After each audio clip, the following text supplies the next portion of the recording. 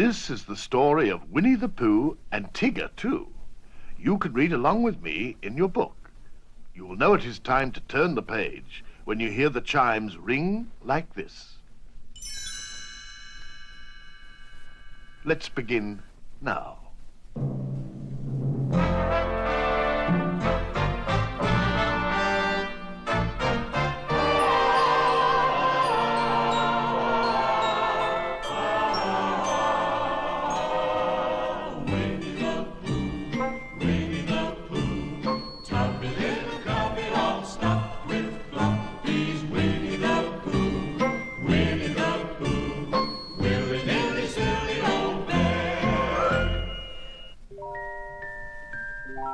This is Winnie the Pooh, a teddy bear who belongs to a boy named Christopher Robin.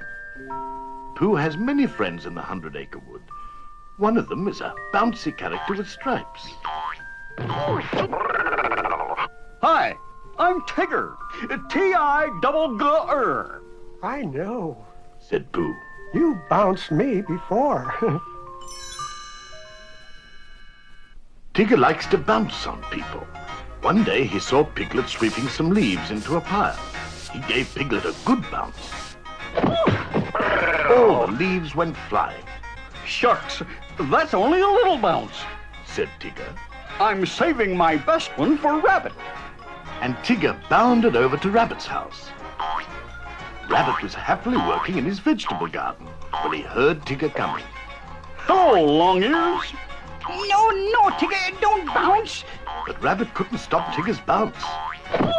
Carrots went flying in all directions. Tigger, just look at my beautiful garden. Wailed Rabbit.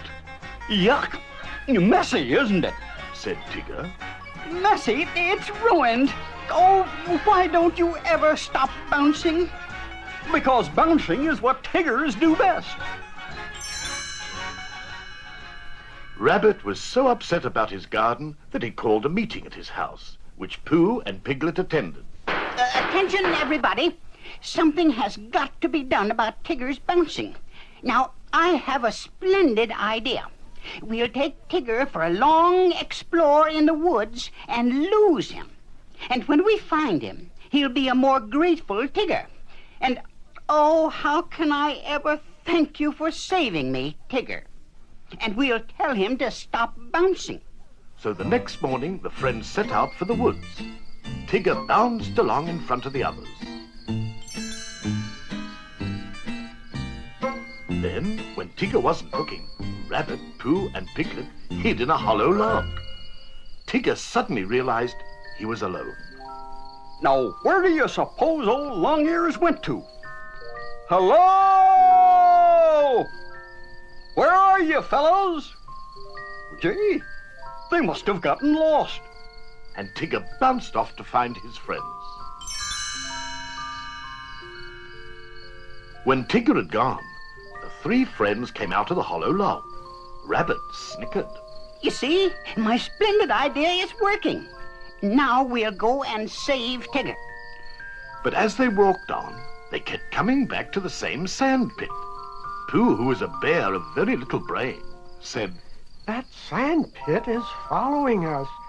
Maybe we are lost, Rabbit.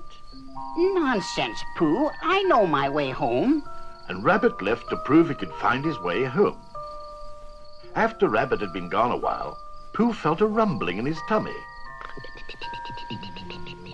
I think my honey pots are calling to me. Come on, Piglet. My tummy knows the way home. Just then, who should appear but Tigger? He bounced Pooh and Piglet. I thought you fellers were lost. Where's old Long Ears? It turned out that the only one who was really lost was Rabbit. All alone in the dense woods, he jumped at every sudden noise. Rabbit grew more and more afraid. There were so many strange shapes and sounds. Suddenly, he heard a familiar Hello! This time, Rabbit was happy to be bounced by Tigger. He pretended that he hadn't been afraid. Oh, Tigger, I'm so glad to see you. We thought you were lost. Shucks, Tiggers never get lost. And they all went back home.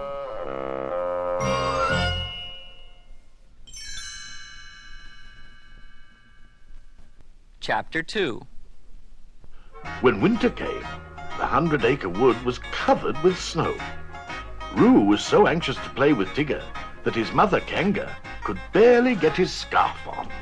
I'll take care of the little nipper and have him home by nap time. Tigger promised. Then off they bounced because Well, that's what Tiggers and Roos do best. they came to a beautiful frozen pond in front of Rabbit's house. There was Rabbit, happily ice skating. Roo asked Tigger, Can Tigger skate as fancy as Mr. Rabbit? Sure, Roo. That's what Tiggers do best. but when Tigger ran onto the ice, he slipped and skidded right into Rabbit. And they all went crashing right through Rabbit's front door. Tigger grunted. Tiggers don't like ice skating. Tigger and Roo went farther into the 100-acre wood looking for something else Tiggers do best. Roo suggested, Let's climb a tree, Tigger. Tiggers don't climb trees. They bounce them. so Tigger and Roo bounced way up to the top of a tall tree. In fact, they almost bounced clear out of the book. Suddenly, Tigger realized how far down the ground was. He was terrified. Roo, however, thought this was great fun. He swung back and forth, holding on to Tigger's tail. Stop, kid. S-T-O-P. You're rocking the forest.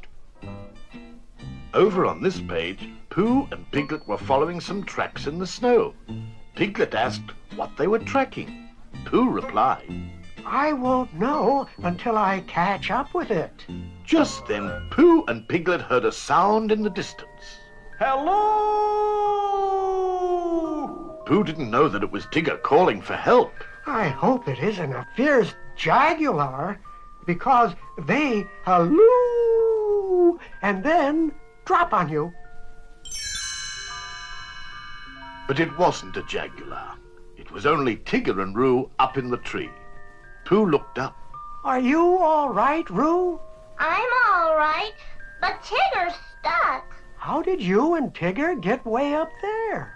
We bounced up. Well then, why don't you bounce down?